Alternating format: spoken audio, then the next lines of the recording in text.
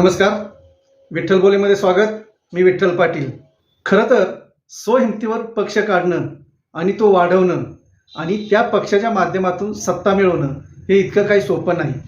पक्ष काढणं सोपं आहे, पण तो सांभाळणं आणि वाढवणं हे किती अवघड आहे हे आपल्या महाराष्ट्रातीलच एक नेते राज ठाकरे यांनी चांगलंच अनुभवलेलं आहे. राज ठाकरेंची आठवण होण्याचं कारण म्हणजे पक्ष स्थापन करणं आणि राजकारणात बाप माणूस होणं एवढं सोपं नाही. महाराष्ट्रात आतापर्यंत असे दोनच बाप झाले, ते म्हणजे बाळासाहेब ठाकरे आणि दुसरे म्हणजे शरद पवार. बाळासाहेब ठाकरे यांनी शिवसेना स्थापन करून महाराष्ट्रातून जे काम उभं केलं, मुंबईसाठी जे काम केलं ते अख्खा महाराष्ट्र जाणतो, पण देश सुद्धा जाणतो.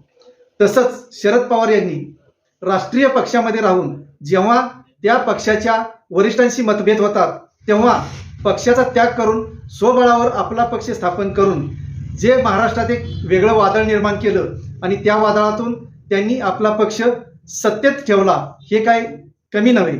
खरं तर बाळासाहेब ठाकरे आणि शरद पवार म्हणूनच महाराष्ट्राच्या राजकारणातले बाप आहेत. ह्याच बापांचा पक्ष आज हिरावून घेतला जातोय, नव्हे घेतला आहे, हे आपण सर्व पाहतो आहे. खरं तर शिवसेना असेल किंवा राष्ट्रवादी असेल, या दोन्ही पक्षांना हिरावलं गेलंय. आणि ते हिरावलंय कोणी? तर त्यांच्याच ज्या बाप माणसांनी जी आपली लेकरं तयार केली, जी आपली लेकरं निर्माण केली, त्यांच्यापैकीच काही जणांनी पक्ष हिरावले. खरं तर बाळासाहेब ठाकरेंचे वारसदार उद्धव ठाकरे आणि शरद पवारांचे वारसदार हे अजित पवारही होते आणि सुप्रिया सुळे आहेत. खरा वारसदार म्हटलं तर सुप्रिया सुळे, पण शरद पवारांचे राजकीय वारसदार म्हणून जे पाहिलं जात होतं ते अर्थातच अजित पवार यांच्याकडे पाहिलं जात होतं.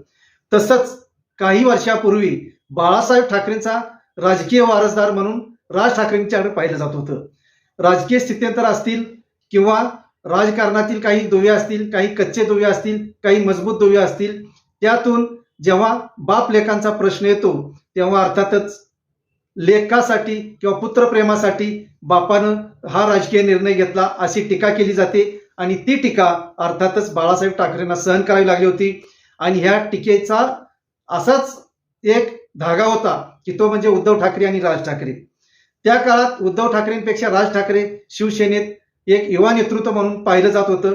इतकंच नव्हे तर भविष्यात बाळासाहेब ठाकरे नंतर जर कोणी शिवसेना सांभाळेल तर ते राज ठाकरेच सांभाळतील, असाही एक मतप्रवाह होता. पण त्यावेळी तसं झालं नाही. आणि जेव्हा उद्धव ठाकरेंकडे शिवसेनेची सूत्र आली तेव्हा राज ठाकरे हळूहळू शिवसेनेतून बाहेर पडले. अर्थात त्यांनी शिवसेना हिरावण्याचा कोणताही विचार केला नव्हता. त्यांनी स्वपक्ष स्थापन करण्याचा निर्णय घेतला आणि महाराष्ट्र नवनिर्माण सेनेची स्थापना केली. महाराष्ट्र नवनिर्माण सेनेच्या स्थापनेतच इतका मोठा दबदबा निर्माण झाला होता की महाराष्ट्रभर काही स्थानिक स्वराज्य संस्थांच्या सत्ता सुद्धा मनसेनं हस्तगत केल्या होत्या. हा एक झाला मनसेचा भाग. पण आज जो खरा मुद्दा चर्चेला येतोय तो शिवसेनेत फूट पाडून शिवसेना माझीच म्हणणारे एकनाथ शिंदे आणि राष्ट्रवादीत फूट पाडून राष्ट्रवादी माझीच म्हणणारे अजित पवार. एकनाथ शिंदे आणि अजित पवार यांची वाटचाल जवळजवळ सारखीच राहिलेली आहे. आणि अर्थात त्यांना बळ मिळालं ते भारतीय जनता पक्षाचं. भारतीय जनता पक्षाचे वरिष्ठ नेते असोत किंवा अगदी पंतप्रधान नरेंद्र मोदी असोत, ते नेहमीच म्हणतात की मला भारतातील राजकीय घराणेशाही हटवायची आहे. मग काँग्रेसमध्ये असेल किंवा प्रादेशिक पक्षांमध्ये असेल, ही घराणेशाही हटवून एक पक्ष असा बनवायचा आहे की त्या पक्षांमध्ये सर्वांना समान स्थान असेल. अर्थात नरेंद्र मोदींचा हा मुद्दा खराही असेल, पण त्यासाठी इडापिडा कोणातरी मागे लावणं आणि पक्ष फोडणं हे मात्र सर्वसामान्यांना पटत नाही. म्हणून नरेंद्र मोदींना सुद्धा जेव्हा घराणेशाही संपवायची असेल, राजकीय घराणेशाही संपवायची असेल, त्यासाठी काही वेगळ्या उपाययोजना कराव्या लागतील.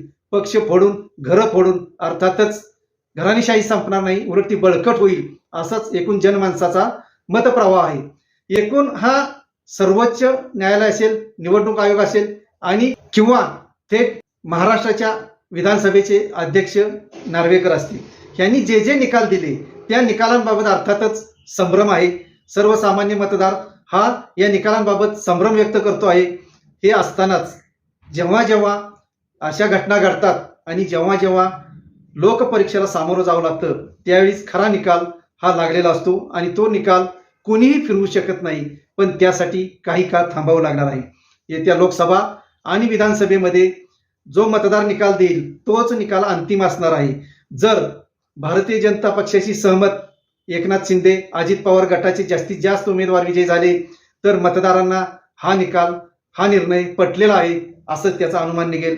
आणि जर एकनाथ शिंदे अजित पवार देवेंद्र फडणवीस यांच्या विरोधात जर मतप्रवाह गेला, यांच्या विरोधात जर मतदान झालं तर भारतीय जनता पक्ष एकनाथ शिंदे अजित पवार यांना सामावून घेण्यासाठी जितका सरसावला होता तितका मागे जाईल काय हे मतदार ठरवतील. आणि मतदानाच्या पेटीतूनच, म्हणजे आता मतदार पेट्या नाहीत पण ईव्हीएम मशीन जे आहे त्यातूनच खरा निकाल स्पष्ट होणार आहे. या आजच्या विषयातून बोलण्याचं तात्पर्य म्हणजे की बापांनी पक्ष स्थापन केला, बापांनी पक्ष वाढवला, बापांनी पक्षाला सत्तेत आणलं, पण त्याच पक्षाचे जेव्हा दोन भाग होतात, पक्षाला हिरावलं जातं, तेव्हा मात्र ते काही जणांना खटकत आहे. बाळासाहेब ठाकरे असोत किंवा शरद पवार असोत, यांची लेकरं म्हणजे उद्धव ठाकरे आणि सुप्रिया सुळे एवढंच मानून चालणार नाही. ते वांशिक किंवा वंश परंपरागत किंवा वंशाचे वारसदार म्हणून असतील, पण ह्या दोघांची महाराष्ट्रभर लेकरं इतकी आहेत की जे खरे सच्चे शिवसैनिक आहेत ते बाळासाहेब त्यांना आपली लेकरच समजायची. आणि शरद पवार सुद्धा आज त्यांना मानणारे जे कट्टर कार्यकर्ते आहेत त्यांना आपली लेकरच सांभाळतात. लेकरूवाळा नेता म्हणूनच या दोघांची प्रतिमा आजही आहे. आज बाळासाहेब ठाकरे हयात नसले तरी शरद पवार मात्र हयात आहेत. त्यांच्या हयातीतच त्यांचा पक्ष हिरावला जातोय याच्या वेदना त्यांना काही कमी नसतील. पण की जे शरद पवारांना श्रीराम समजायचे, माझी छाती फाडली तर माझ्या छातीत शरद पवारच दिसतील असं हसन मुश्रीफ म्हणायचे. आणि शरद पवारही सुद्धा हसन मुश्रीफना खूप मोठं केलं, लेकरूवाळा समजूनच त्यांना इतके आशीर्वाद दिले की त्यामुळे आज हसन मुश्रीफ मोठमोठ्या पदांवर गेले, कॅबिनेट मंत्री झाले.